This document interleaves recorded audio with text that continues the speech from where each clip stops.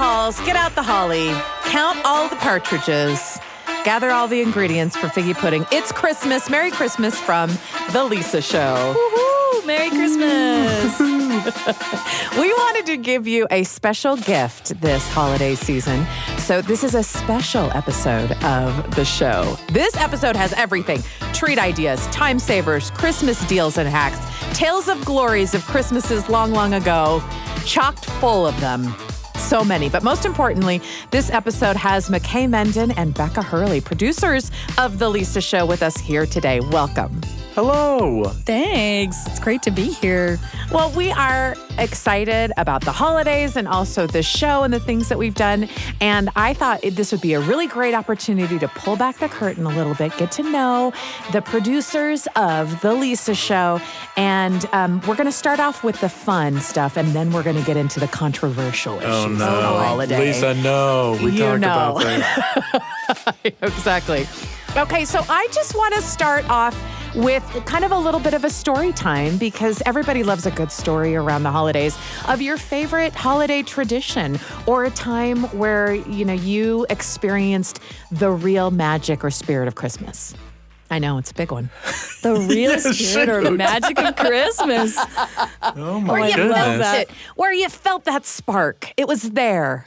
Okay, I can start. So I don't remember when we did this for the first time. It was sort of a tradition that came about spontaneously, and then we just repeated it every year.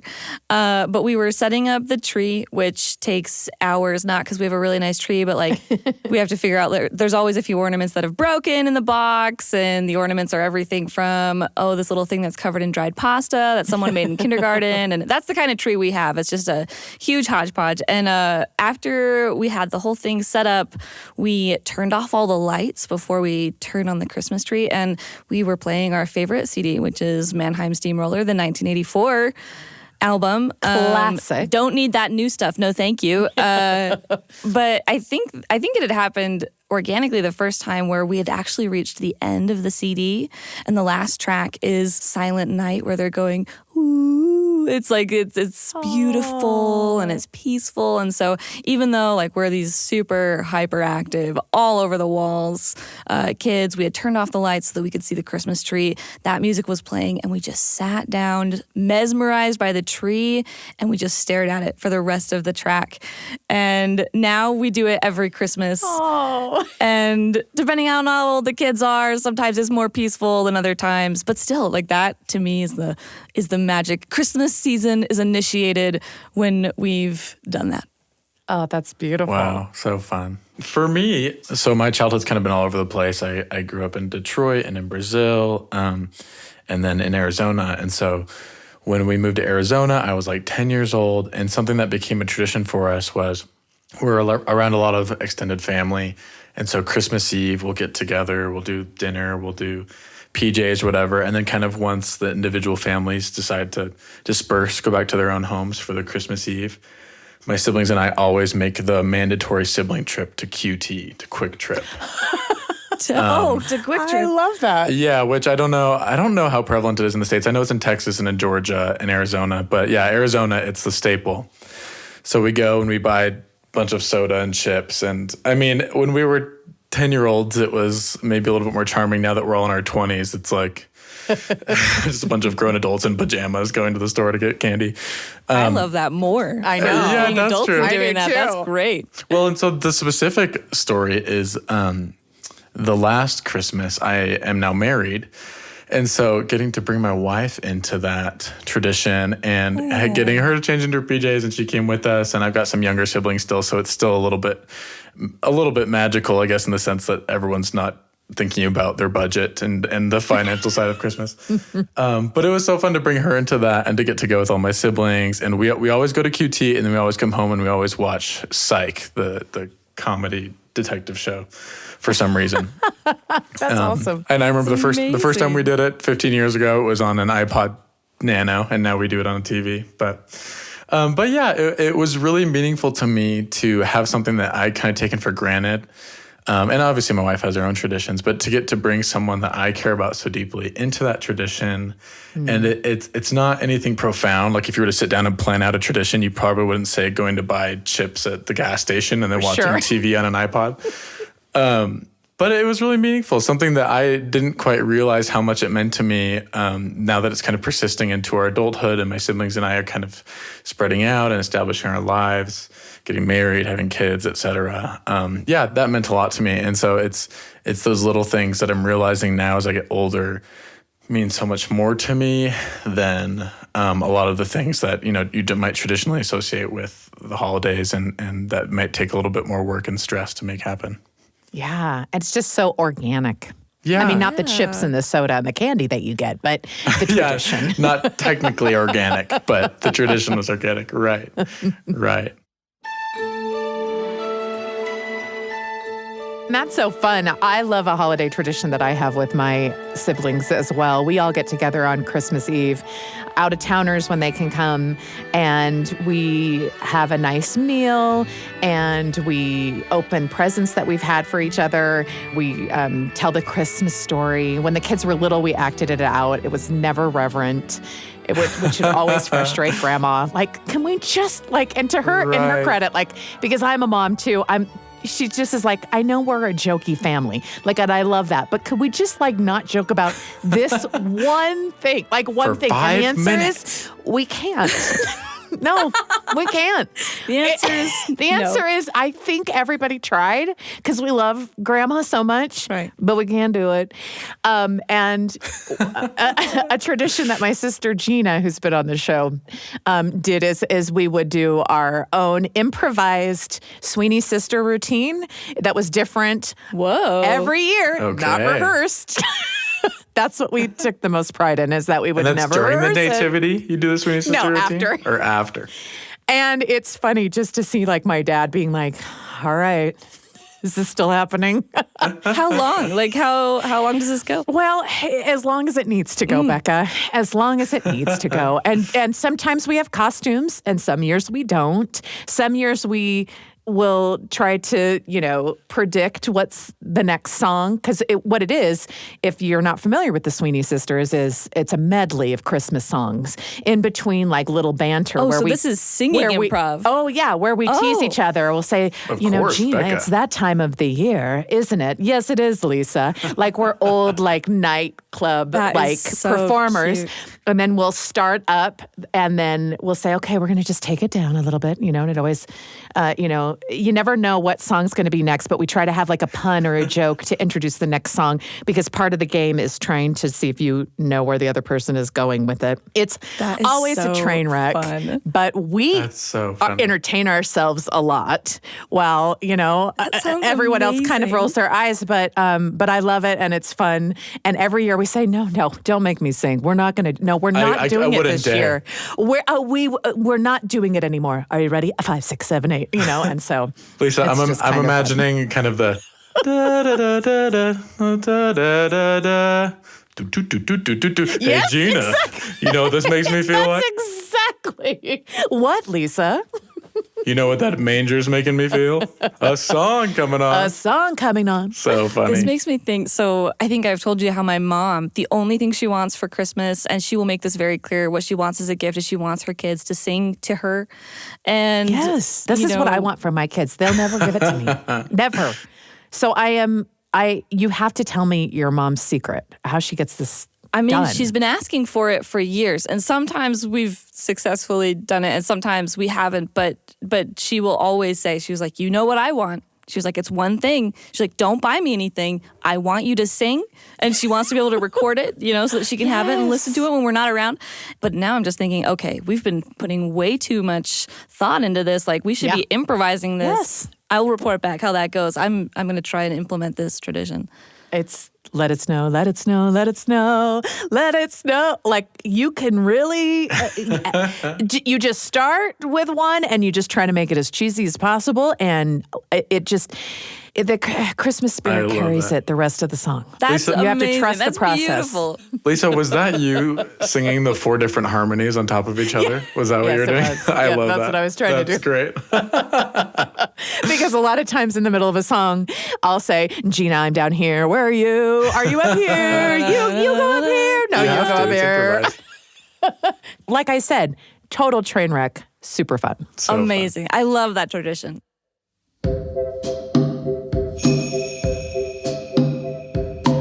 Okay, so I hope this doesn't get too controversial, but your favorite Christmas-only, Christmas-specific food or snack? I thought this What was do we going got? into politics. I am so relieved that we're talking snacks. Yes. Mine is simple, but it's in line with our QT tradition. But it's not very Christmassy, but a snack that I only really eat on Christmas is Lay's cheddar and sour cream chips. Oh, So they give you the worst breath in the whole world, that is true. but they're so good. Yeah. You only eat that at Christmas? Yeah, how do you have such self-control? Are we saying like you pass them in the store the rest of the year and you're like, no, I think- that is no, that's a for- Yule time That's for snack Santa. only. Like weird that they have it in the aisle in June. It's kind of out of Yeah, season, it that's seems weird. like. They only grow in December. Got to keep the spirit of Christmas alive all year round. Right. I think it's because my oldest sister loves them. And they're they're not my favorite, but they're kind of up there for me. But every Christmas when we make our trip to the gas station or whatever, she's loading up on those chips. So that's when I'm eating them. So but after, 12 years of doing that, it kind of starts to just be like you said, Lisa, it's an organic kind of association. So now it's a tradition. Yeah. But yeah. I like that. That's a very specific flavor, too. Yeah. I salute you They're on that. very good. They're very good until 10 minutes after you're done eating them and you want to douse your mouth in Right. Oral-B mouthwash. Totally. So it doesn't taste like a diaper in there anymore. I love it. I don't know what everyone else eats for Christmas because my family's half Jewish. And so we have a pretty unique, I think, Christmas menu. And that's the morning, the biggest meal of the day is the breakfast. And we have bagels and lox. Ooh, yum. Okay. It's so good. It is so good. It's lox, which is smoked salmon, and it's my specifically the gosh. kind that looks, I don't know, you can tell it's not the kind that's covered in black peppercorn. That's not the type. But it's so good. You put it on the bagel with cream cheese. You can layer on tomato, red onion, Yum. capers. I love a savory breakfast. Divine. Wow. It's so good. Yeah. And then later on in the day, we will eat Chinese food. Normally we're making it ourselves, but there's also like a really beautiful thing you can Google, like a relationship between Jewish Americans and Chinese Americans who on Christmas, Jewish people will tend to patronize. That's the wrong word. They'll go to Chinese restaurants. And so there's like this beautiful little like relationship because that's what we do. So anyway, we eat Chinese food for dinner. It's delicious. And whenever I look at storybooks of like people eating chicken or duck or whatever they eat on Christmas, I can't relate. Okay, interesting. I don't know when this started. I think I was a teenager. For some reason, I really liked those chocolate peppermint melt-away candies. Oh. And I remember we used to get some, I think, for our family from neighbors or somebody. And Are we talking about the Andes? but kind of like the fancier kind. Oh. But still just like chocolate and peppermint, like these they were called melt-aways. And I remember saying, for Christmas, I want a box of melt-aways, like my own that I don't have to share with my siblings. Did you get it? And I got it. And so for Christmas, that is the flavor of Christmas.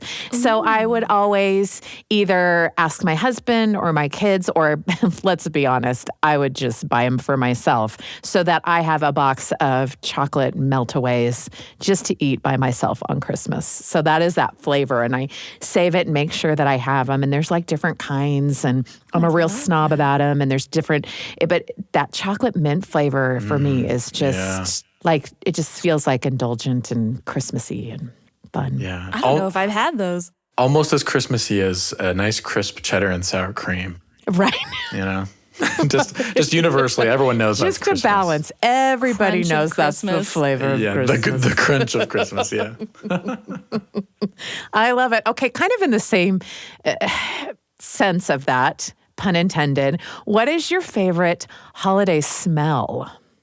Like, I'm so fascinated by, candles, and I always have a scent profile in my home. Yeah, and that's right, in my you do. office. Yeah. I'm really into that kind of stuff. And there are a lot of different, and maybe you don't even have one. Maybe this is just specific to Lisa of the Lisa Show. But, what is it that you smell that you're like, ooh, that's Christmas? Okay, I don't know if I can describe this well. I have a famously bad sense of smell, so it's usually what I'm tasting that I'm thinking of. But when I was really young, I was born and I lived in Detroit, and my grandma lived in Arizona, and we would drive down for holidays every couple of years, which is like a 40-hour drive. It's enormous. So it was a big deal. And my grandma's house, that is the smell that I associate most with Christmas. And sometimes I'll catch it, but she's since moved, and that smell didn't follow her.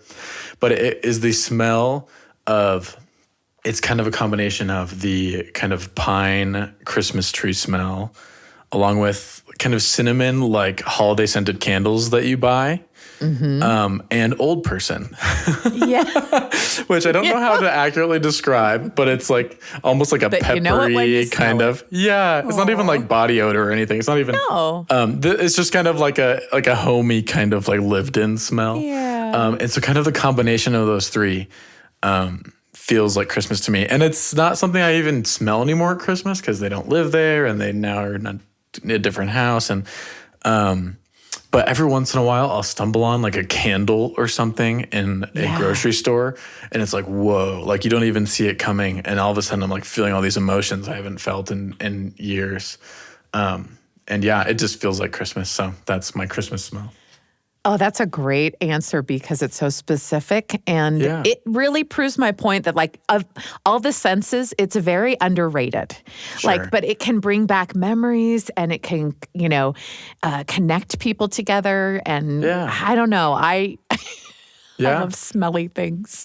I love that. At first I was thinking I didn't have one, but listening to that, I realized that there is that smell of when you go, and it's, I don't know, I don't want to make anyone self-conscious, but everyone's house has a smell. Oh, yeah. Everyone does. Sometimes that's just a very familiar and homey thing. So I definitely feel that way about the smell of the house. Also, there's a certain smell that I think snow pants will kind of take on over time. It's like a little bit of some of the salt, I think, that you're always scattering. And then, I don't know, maybe it's a little bit of oil from snow plows, or there's just kind of it's like a pungent twang that you'll get on snow pants. You'll wash them. They don't necessarily smell like sweat, but you put on the snow pants and you're like, yes, I'm ready to go out and shovel the driveway. So there's that. I think about that.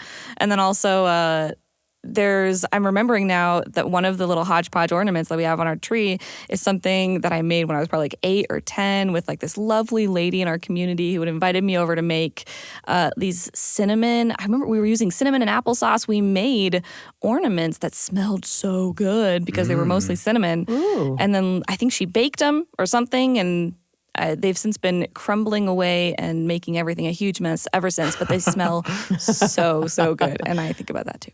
Oh, I like that. Yeah. It'll come to no surprise, have a lot of different sort of scented oils or candles. The Lisa Valentine Clark Christmas scented profile. Here it comes. And I don't like the overly sweet ones. I like, it's very specific. It's called Holiday Cheer from Target.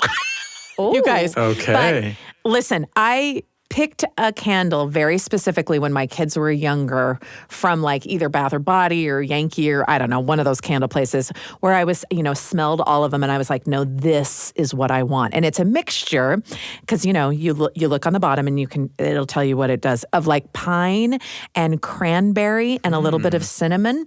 And it's this. So there's a little citrusy with the pine and just a little bit of spice, like maybe a little clove or cinnamon. Anyway, the combination to me, I will always get that out and, light that candle if I'm just feeling like it needs like a little homey kind of feel. Like around the holidays, especially like when my kids come home for Sunday dinner or something around or come from, for the holidays. I want it to like, to set the scene with the lighting and the smells. I think I just learned that you can look at the bottom of a candle and find out what the scent is made out of. I knew you could do that with a tea bag. Well, and chamomile. So you want to look at the bottom because then I think we all gravitate towards different smells and obviously like just tastes and things like that.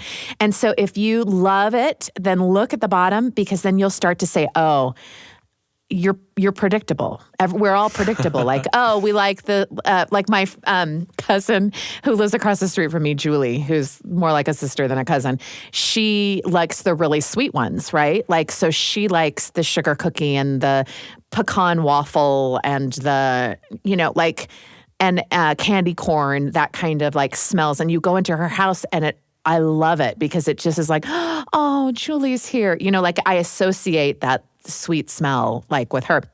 Scent, underrated hero of the holiday season is my point. So Lisa, have you stocked up on this candle or is your I was going to say, because then your family Christmas is dependent on Target keeping their stock up to date over time. Here's the great thing though about like you can find it anywhere. You can find it at TJ Maxx or Walmart or whatever. You know what I mean? Sure. Because that scent that you like. You can get a pine candle anywhere. You can get cranberry anywhere. You know what I mean? It's just like the combination. Because I've heard of people who find their like signature scent, their cologne or perfume, and they'll buy like 30 gallons of it and just be like, this is me until I die. Yeah. And then when they pass, their relatives will like inherit their smell. They can like keep it and like it's. Anyways, it's interesting. I know that maybe we've actually even talked about this a little bit, but I feel like you've subliminally communicated to your kids like this means safety. This means the home. This means don't abandon me in my old age. Totally. So you just need to stockpile. You need to have these ready to go anytime. You're right. In fact, you guys, I'll be right back. I gotta go. We gotta handle this now. Now that we've said it on the show, if any of your kids ever moves out of state or moves far away or tension gets high, you just send them a candle and remember what it's like. Just take a sniff. Remember. Remember me, please. This has unlocked a Christmas memory for me of a year that I just remember my parents, someone gave them a candle. It was a small candle, like a little mason jar sized vanilla candle, and they passed it around the room so everyone could smell it. And as a kid, I remember thinking, this is the best thing I've ever smelled. Yeah. And it was I don't remember what I got for Christmas this year, but I remember that my parents had this candle because I stole it.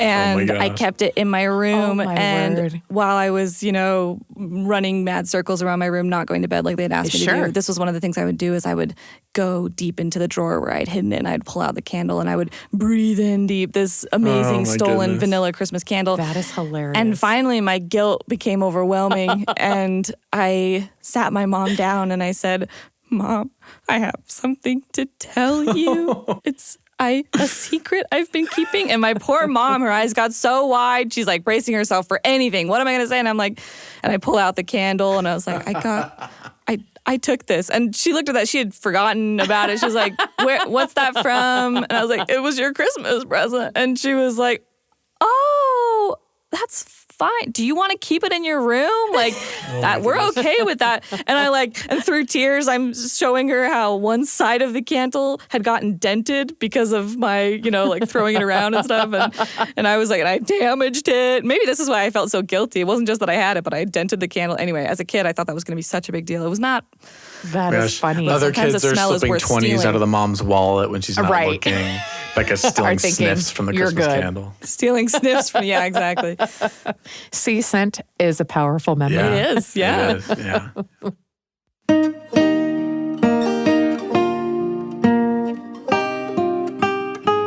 This might be a harder question, but one that I think connects us all is that you always think of gifts around the holidays, of course. What is one of your favorite gifts or maybe most memorable? I can think of a gift. Go for it. Oh, sorry, McKay. Sorry, go for it. No, you go ahead. No, you. Okay. So there's this one time, I don't think I'm ever going to top this. One time I totally nailed it in getting a gift for my mom. Of course, it wasn't exactly what she wanted, which we know is for her kids to sing to her. But there was this other thing where one time my mom had a cassette tape of, it was this spontaneous recording that she had of her dad laughing. Oh. And it was because when she was a kid, she had needed his help on a homework assignment where she needed him to pretend that he was like some adult that she could interview to fulfill this assignment. He was like, yeah, okay, I'll pretend to be a plumber or whatever you need. But then they're improving this, did not work out. And so instead they're just like giggling and laughing. And so you have this like precious little recording of these milk giggles. And he passed away years ago, but she had this recording. And one day we had some of the extended family over and she brought up this tape and she's like, guys, look what I have. And I remember she put it in the player, she pressed play, and there was that heart-wrenching noise when the cassette player eats a tape. Oh, and no. I saw my mom kind of like whisk it down to the basement to put it back. Oh, well, it's so fine. And I knew like, my mom's probably devastated. And I saw her just kind of crying a little bit. And I remember thinking, there's got to be a way to salvage this tape. And so I took it and I brought it to one of those places where they restore things and they gave us back a CD. And so this was my gift to my mom, is a CD. I didn't tell her what was on it, put it in the player, and she got to hear her dad's voice again. And they had done a beautiful job. That was it. It was totally salvageable. It was restored. But she thought that was gone and we were able to give it back to her. That's beautiful. Oh my gosh, that's so sweet. Wow. Oh, that's beautiful. I wish I'd gone first. Dang it. That's so much better. But that was That's so years cool. ago, and I'm ashamed to say that I've never been able to top it. But I mean, I don't know if that was you probably could. one of my Yeah. favorite No. one of my favorite gifts. I was going to say, you might have peaked already. You might all be downhill from here. That's so good. Yeah.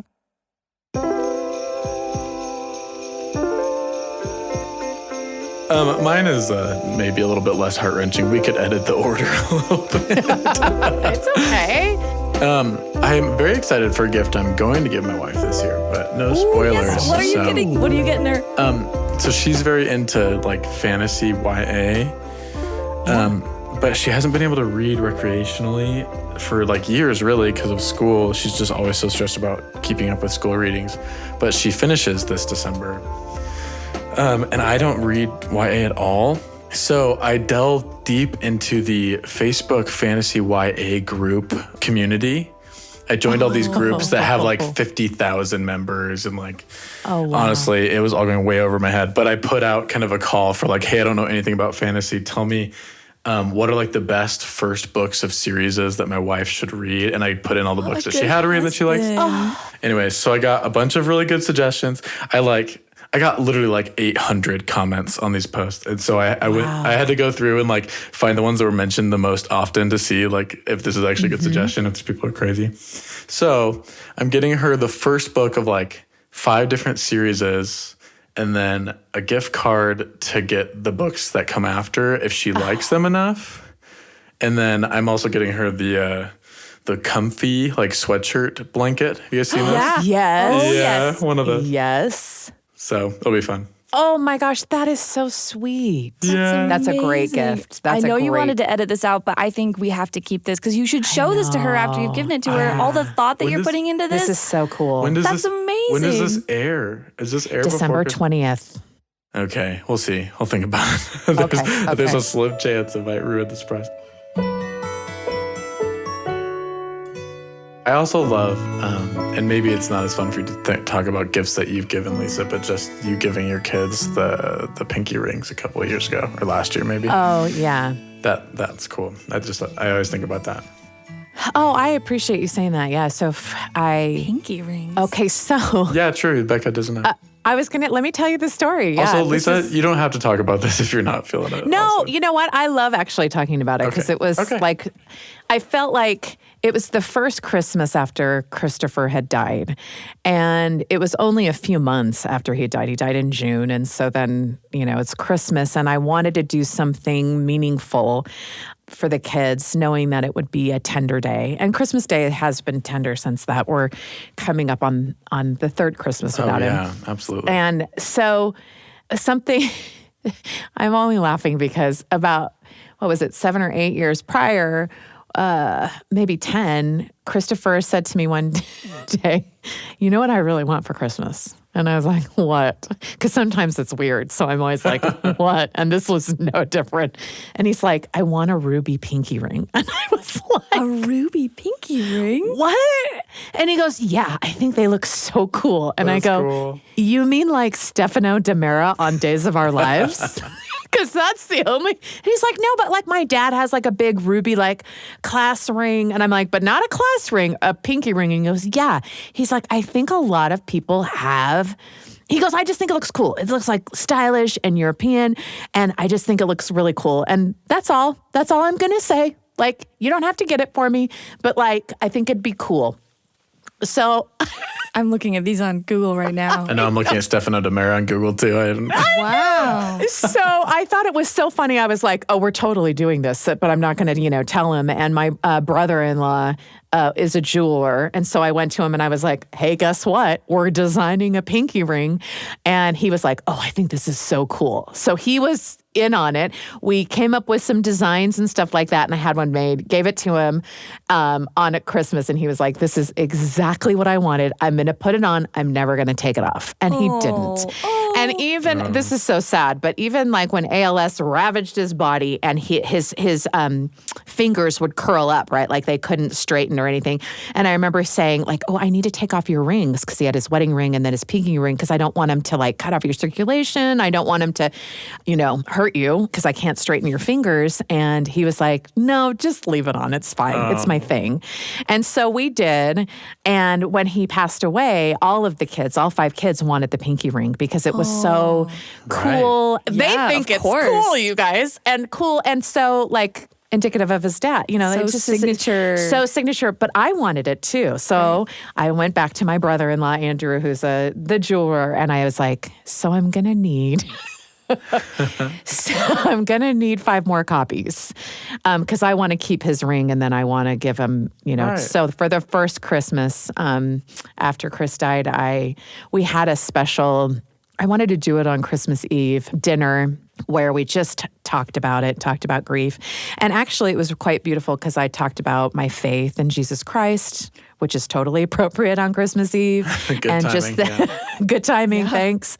And I talked about how Christmas feels a little bit more reverent and it feels a little bit more faithful and less flashy because like I'm banking all of my hopes and desires on faith that, I'm going to see your dad again. And it was really meaningful. And then I took out the rings and put them, on the place and we all just cried. And it was really like, but it was a special family moment. And I remember thinking, we can have joy if we really like savor this moment right now where we're not just pushing it aside, getting through it, you know what I mean? But acknowledging the pain of being separated, but saying, hey, we're going to remember him. And part of that is, put on your pinky rings. Yeah. And some of us wear it on our ring finger. Some of us, my older kids wear it on their pinky ring, and we wear it like in family photos and things like that. But that was really sweet. And then,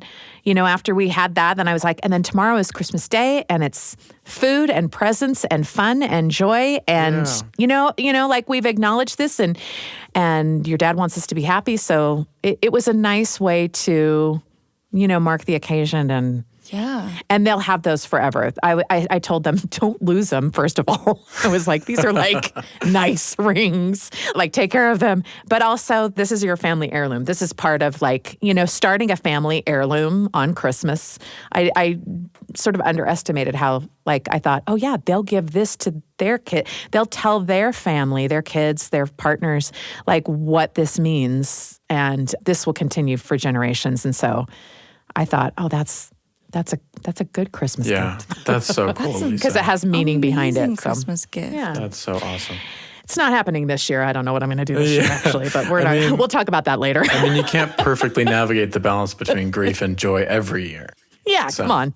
I did it that one time. You hit it there. No, that's so cool. And it's just so cool for your kids to, and again, you can't do it perfectly all the time, but to have that moment of like, we're going to feel this grief and not pretend like it doesn't exist and acknowledge this, but also be together in it and also, find joy in what we do have and then also be able to kind of say, okay, now let's go have fun. I think that's such a beautiful thing. Yeah, I can just hear Chris always saying, okay, enough crying. Like, go watch Elf or something. Like, get over it. And you still found a space for the grief. I think that's amazing too, is setting aside that time and so that you don't necessarily just feel like you're pushing it off all the time. It's so hard to do that.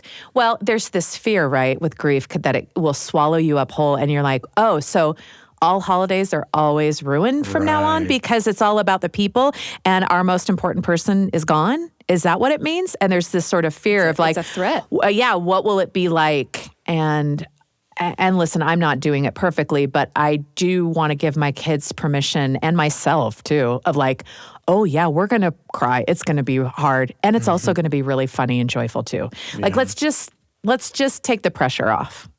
Yeah. Oh, I love that. That's so inspiring to me. I just want to switch gears a little bit. So we've shared the tender and the celebratory, and now I want to get into the controversial subjects of Christmas because I want to be useful and helpful. Who are you voting for? I know, no, not that controversial. I am curious about chocolate oranges controversial. Yeah. Because I've got a take. Burn them all. What? Chocolate oranges? You have to have at least one. Oh, no, Lisa. Oh, you guys. I thought I knew you. Man, what? So you bad. have to have a chocolate I can't orange. even do fruit pocky. I just don't think that like artificial jellied fruit and chocolate belong in the same confection. Okay, unless now it's a you chocolate-colored cherry. You are insulting the entire maternal family side of the Bergens there in one statement. See, this is what controversial. Okay, you have to have some orange sticks, some raspberry sticks, because Aunt Vicky would put it in your package and send it to you to Nebraska, and that reminded you of your family. Lisa, with that in mind, I am rescinding my invitation to Aunt Vicky to come to my Christmas. She is no longer coming. So I will eat some on camera in a video voicemail that we're like, thank you so much, Aunt Vicky. These are so good. And then the video will end and I will go and spit them out and I will give them to whoever will appreciate them because it doesn't do anything for me. I only eat it at Christmas, but I do love a chocolate orange or the orange jelly sticks and the raspberry ones. You know what? You're saying no. Chocolate oranges were made with really delicious dark chocolate. Maybe I would feel differently, but I've never had a chocolate orange that wasn't made with kind of like funky tasting milk chocolate. Oh. That felt like it came from a cheap advent calendar. And so I don't... They do have dark chocolate ones. The search is on. dark chocolate. The search is on. It can be tastefully done. I'll reconsider that opinion. This could Challenge be the year. accepted. Yeah. Maybe, yeah. But chocolate covered cherries, you'll allow those? Those are amazing. Yeah, those no are problem good. with those. Okay. All right. Okay. Anyway, sorry, what about Lisa, we diverted you. No, you didn't at all because these are the issues that can drive people apart. This is what the people want. This is what the people want. Okay, for. so here's another controversial issue. Do you travel or stay home on Christmas? That is a toughie. Is it about family or is it about staying home on the day, like extended? You know, Lisa, that's a funny question because, I am fairly newly married. We've been married for a few years, but, I don't know. I feel like right now we're basically probably always going to travel because it's just my wife and I and our dog maybe. And so it's us two being alone on Christmas feels kind of, not bad, but it's just not something we really love to do. But if we have kids, when we have a bigger family, I feel like that really changes the conversation. So I don't know. Yeah. I just remember getting to a part where my kids and my husband were like, no, you stay in your pajamas all day, Christmas Day, and you don't go anywhere. Yeah. That's what you do. Having very strong opinions about that.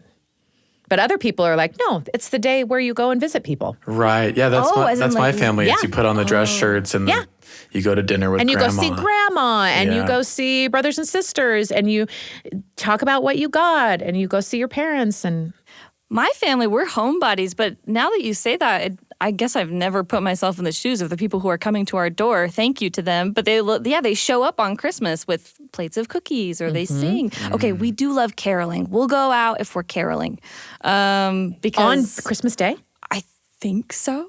Oh, wow. I think so. But now that I think about it too, I think especially as we've gotten older, we wind down so much by the end of Christmas Day that whatever we've planned, we're not going to do it. Yeah. We're, the light starts to fade. We're lolling about, still in our pajamas. And part of the day is kind of just being on the couch and thinking about your gifts and just hanging out. Yeah. So, Lisa, I'm curious then, with you kind of with some kids at home, some kids gone, like, what is your stance on travel versus stay at home? Because you're in a very different life situation than I am, where it's like, for a couple $100, we could travel anywhere in the country. Yeah. I feel that for right now, because I have 3 adult kids and 2 kids at home, that I'm still like home base. Right. So I feel like I will stay home and maintain all of these traditions until my youngest is 18, and then all bets are off. Yeah. And so I feel like I just need to stay home and cook food and have all the smells and be that place so that like I hope that my adult kids want to come over and hang out at my house all day. But if they don't and they've that's their choice. But I just kind of want to be that home base that's like, yeah, come over, whatever you want. We're just watching movies and eating good food and hanging out, whatever you want. Yeah, well, and it changes so quickly because it changes so maybe in 5 years when Margaret is in college or whatever, like you'll still want to be home base. But 5 years after that, maybe they'll all have partners and be in different places in the country, and then maybe you're going out to them to some middle point. Yeah, that's why I'm saying it feels like sort of nebulous after that. But I feel like for the next 3 years, I'm home base. Yeah. I don't know. It's hard to sort of change because like you're saying, so many things could change and I could have kids living out of the country. I could have kids, you just don't know. So, but for right now, I like just staying home and keeping that tradition that Christopher and I had of you just stay home on Christmas and it's just one day where you're not doing it, rushing around. Yeah, it's not like Thanksgiving can be for some people where you're so stressed about the dinner and the logistics. Yeah, and making sure exactly. I just refuse to do that because I'm sort of a busybody anyway and buzzing about. And it's like this one day where you're like, no, you're just going to stay home. Yeah. Okay, so this last year, we experimented as a family with not having Christmas on Christmas because we just realized all collectively that it was going to be more convenient if we did it in early January. Just a lot of different factors. I had a brother who was across the country. He wasn't going to be able to get back until that point. And so we planned our whole Christmas, regular Christmas at home for something like January 5th.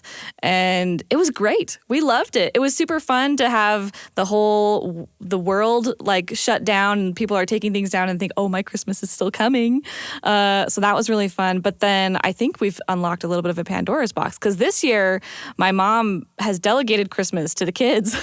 And because now all of the kids are away from home. And so she said, all right, we're going to have it with you guys. You plan the itinerary. If you want me to cook, I'll cook anything you want, but you have to decide. Give me the plan. You guys are completely in charge. And so we have a spreadsheet and we're planning Christmas. Power to your mom. Jeez. Yeah, seriously. This was something that started, I think, actually years ago because I think I mentioned we've got half the family is Jewish, and Christmas is definitely a day of gathering for us, even where it's kind of like, hey, not everybody's here for Jesus, but we're here to see each other and exchange gifts. And I think at one point, especially as the kids were getting a little older, not quite in elementary school anymore, there was a little bit of a challenge, how do we make this still, because our family, it is Christmas. And we were starting to get through realizing we're not sure what we want our traditions to be, and we want this still to be a meaningful day. And so my mom brought the kids together, and I think at that point we were 12 and 9 and maybe 15 or something like that. And she said, all right, I want you guys to plan what we're doing on Christmas Day during the day. You plan a program.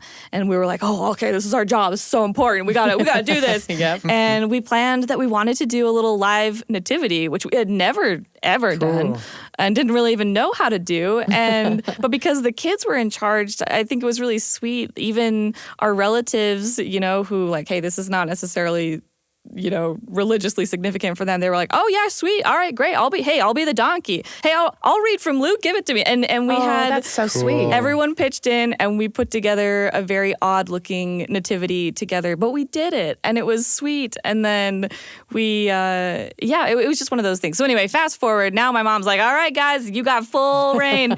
So our current Christmas plans. It is in January again. Flights are cheaper. It's convenient. All this stuff, and the current Christmas itinerary includes a lot of laser tag. Okay. I didn't see that coming. That's But, great. yeah. But hey, why not?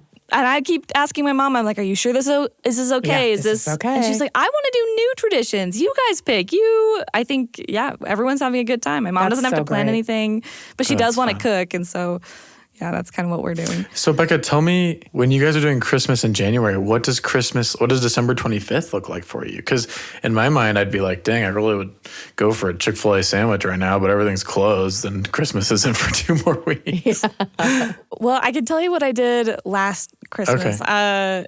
Usually we're all spread out. I'm not exactly sure what the rest of my family did. I think we call each other at some point, "Merry Christmas, Merry Real Christmas." Right. And then we try to I went to a nursing home and just hung out with people there all So day. sweet. And, Cool. And then I went and got Chinese food because you know what? Chinese food is Yeah, open on Christmas true. Day. Yep. And that's my tradition. So that's what I did. Yeah, why don't we have more Christmas? I like this. Yeah. Have multiple Christmases. Have more Christmases, not less.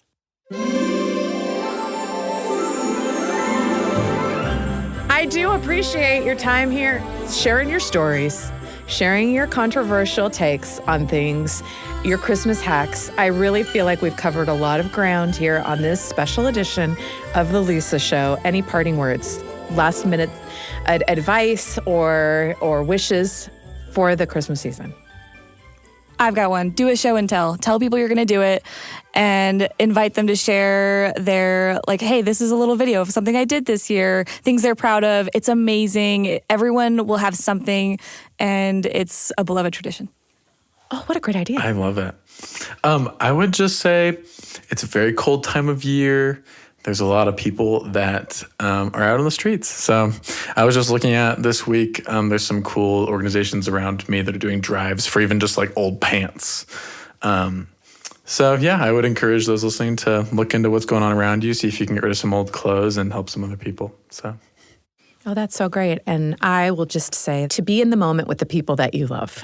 That sometimes, for whatever reason, that can be kind of hard. And sometimes the holidays can be stressful, especially if you're the one in charge or planning it. But don't forget that the reason why we're doing all of this is for that connection.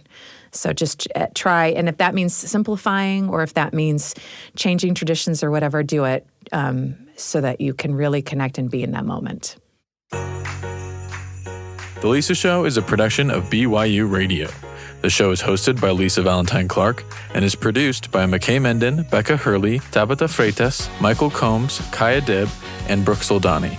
Our music and post-production was done by Sam Clausen and Josh Fouts.